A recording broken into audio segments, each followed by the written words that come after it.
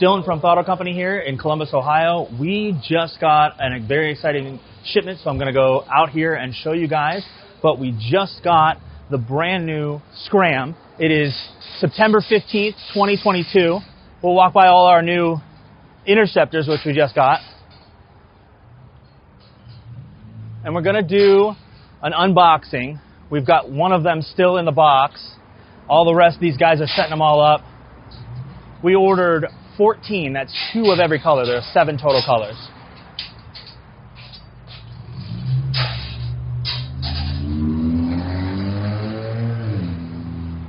And this is going to be our demo for test rides. And let's take a look at what it looks like here.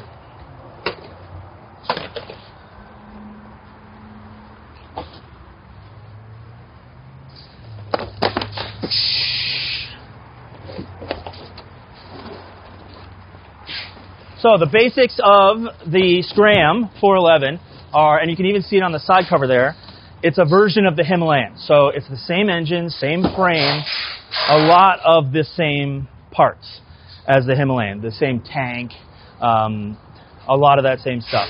What's major that's different, you'll notice aesthetically, you have some styling differences. This seat is a single piece. I think it's actually slightly shorter as well, so maybe a shorter rider might enjoy that. The front wheel is a 19-inch. The Himalayan is a 21-inch. So this is basically a more street-oriented Himalayan. If you think about the differences, the Himalayan has a bit of a rack here. It has a windscreen. This is all attached one piece on the Himalayan. Think of the Himalayan as more for like camping, like touring that also includes a little bit of off-roading. And this is more riding on the street with occasional like dirt roads, gravel, that kind of stuff. More of a fun around town bike. So the first things that I notice is this piece right here is different. A little on the Himalayan, this is more of a rear rack, and this is more of just a grab rail there. I like that. I noticed this has been improved on the Himalayans because the different size license plates. We always want to have to drill extra holes, so they made it slotted, so somebody's paying attention.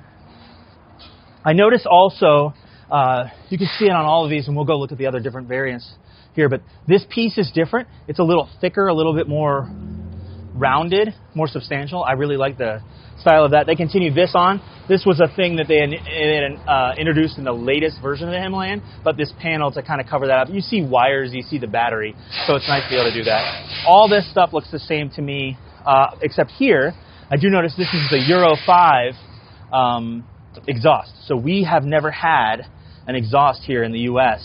with a bulge like this for the extra catalytic converter. That's part of the Euro 5 emissions, if you've been paying attention to any of that stuff.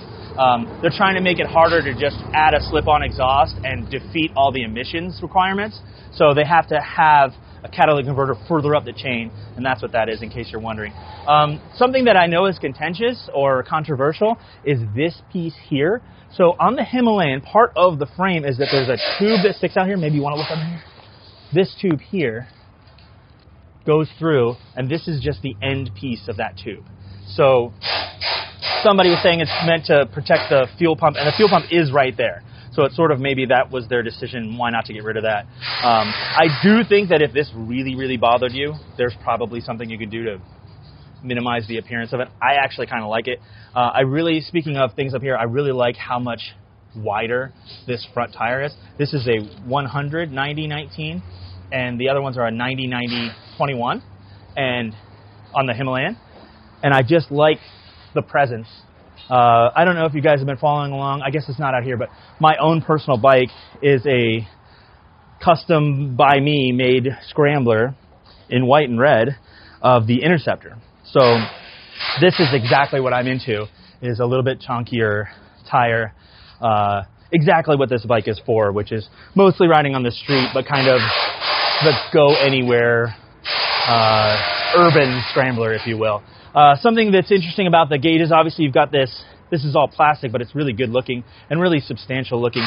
This is something that does bother people on the Himalayan, is this is all one piece and the front end turns independently of the headlight. So on the Scram, it doesn't do that.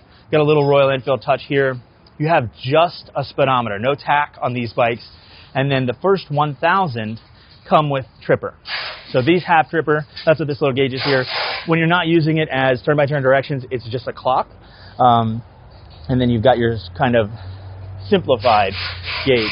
What's interesting about the Scram is we've had a couple of customers take the Himalayan and make their own Scram before the Scram existed.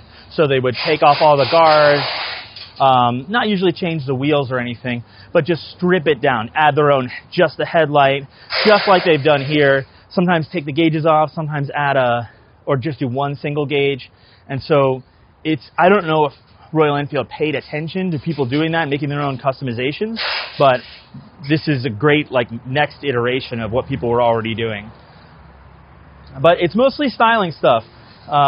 Even this area here is just slightly different. This fender is just really nice. I love how the molding just makes it look a little bit more big. I hope this comes across on camera, because this is something, seeing this in person, that I didn't really get before and we'll use that to look on the next one, but see how this is very matte. I mean, this white, it just looks like a piece of paper. It's a very matte white, and it's almost like a cream, like a slightly off white. I really like it. It's definitely my favorite color of these ones. But if you notice this one over here, you can come look at this one. Very glossy. All of this is black gloss, and then the gray, I think it's probably the same gray as that other one, or the current Himalayan color gray. But a lot of gloss, and that makes the bike look completely different. This one over here, if you look at this. So this one is called Blazing Black. The one we were just looking at is called White Flame. They all kind of have, I don't know, earthy colors, cool names or whatever they're thinking. But Blazing Black here, it's kind of like Sunset Strip if you paid attention on the Interceptor has a color like this that's black, except this is very matte looking. That's not something I necessarily got from the photos. The other versions that they have are called Graphite. So you have Graphite Blue, Graphite Red. We don't have it yet today because these just got here, but there's a Graphite Yellow. So this piece here is yellow, and then the little accent colors here are going to be yellow on that yellow one. Something else that you may not notice right away is this asymmetrical wheel accent. So they all, well, the Blazing Black I noticed didn't have it, but Graphite, White Flame, this one over here, which I can't remember the name of it, Silver, I'll go read it. But that one has one as well. So it has kind of a tealy green color here. Let's read. Silver Spirit. So this is called Silver Spirit. It's the gloss on gloss one, and I really do like this. When this bike's rolling down the road, you're gonna see that streak of color and really give a sense of like it's moving while it's rolling down the road. So that's gonna be cool. I do a series called In the Loop, and I'm going to ride the one that's the demo. We'll have to ride all of these as a test, but that'll be, well, let's call it part 2 of this video, but this is the unboxing, and part 2 will be actually getting out and taking that one for a ride, and I'll give you my thoughts on how it handles and the new 19-inch wheel, etc. Let's go look at this red one. I don't think we got that one very good. I do like this, and I heard someone, this is just going to be Graphite Red. And you have the existing gravel gray, or they call it gunmetal gray on the Classic, but it's the same kind of gray color, like a matte. It's almost like a satin gray. It's not quite matte. And then the red accents, and someone mentioned this earlier, that here in Columbus, Ohio, we would call this a Buckeye bike. It looks like the Buckeye colors. But cool black cover here. Kind of the same color here, except for the gold Himalayan, and this one has a silver one. And then the red stripes, of course. Now, I've heard that this seat, even though it's on the same frame and it looks like it would fit, I heard it won't fit. So you couldn't take the Scram seat and put it on a Himalayan. I also noticed, if you come over here and look, the details of this, there's an info button here, so that's exactly how the Classic and the Meteor are. By the way, this is turned down to fit in the crate, so these are really tall bikes, and they always turn down the handlebars, so that's one of the first things we have to do is turn them back in the normal position. So this is not how, if you're thinking this seems turned, it is. The info button to scroll through your different options and then reset the clock, etc. And then the other thing I noticed is it doesn't have that In the U.S., we've only gotten up to, they call it BS4, but the emission standard. And we did have the bi-starter lever that's kind of like a choke, even though it's a fuel-injected bike, and that's gone now. So these don't have that ability to do a temporary idle enrichment, whatever. That's all worked out by the computer now. So it's an update. It's kind of interesting. These are technically 2023 models. So we are finally getting the Euro 5, the newest version of the Himalayan. So essentially, we haven't ridden one of these in North America at all. There's no Himalayan that's this updated. I had mentioned this earlier, and I thought we'd just revisit it, but this is the reason why you can't use the Scram seat on the Himalayan. We brought the Himalayan over here to compare, and we'll go over some of the differences, but it's because they moved the clasp for the seat lock to the back. And on the Himalayan, it's here, and you could actually see where it would be in the same part of the frame. In the Himalayan, it's here. This peg is here, further in, and then the seat's two pieces. There's also, I'm noticing, I haven't seen underneath one of these before. There's another plug. This is not standard on the Himalayan, at least not our BS4 versions. And I don't know what that plug even goes to, so we'll have to look into that. And then this one is our diagnostic ports. And then they have 4 relays all together. The current model Himalayans that we have do not. This is the flasher for the turn signals. But the current model Himalayans just have 2 relays here, and then I guess that's it on the current ones. So let's go over the differences. The way you unlock the seat is exactly the same. It's this hidden bolt here. Same thing with that Himalayan. And then the thing I mentioned is the fender, and that might not have been obvious at first, but you see how much more molded it is, and it has this trough here. And the current one is just kind of, these two are raised on the Himalayan. These two are raised. And then, of course, this rack doesn't really exist on the Scram. It basically just goes up here and connects. So a completely different design. And then also, if you notice, that turn signal, I had mentioned that those are different, but you can see how different they really are. This is integrated into the fender further up, and then on the Scram, it's part of this extension piece here.